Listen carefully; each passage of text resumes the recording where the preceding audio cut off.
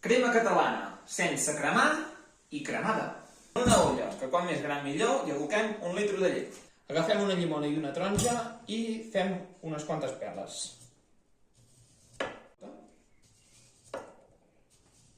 Les pells de la llimona i la taronja cap dins, junt amb un branquilló de canyella. I ara això ho portem al foc. En el sucre hi afegim 6 rovell d'ous, cap a dins i tot ben remenat. Un cop ja tenim això integrat, hi afegim la farina de blat de moro i seguim remenant. Olla amb tots els ingredients directe al foc.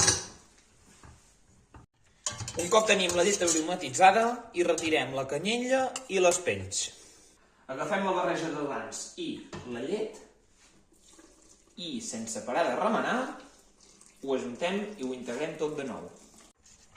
Agafem la barreja, la posem al foc de nou i anem remenant, que es vagi reduint fins que s'acabi espessint.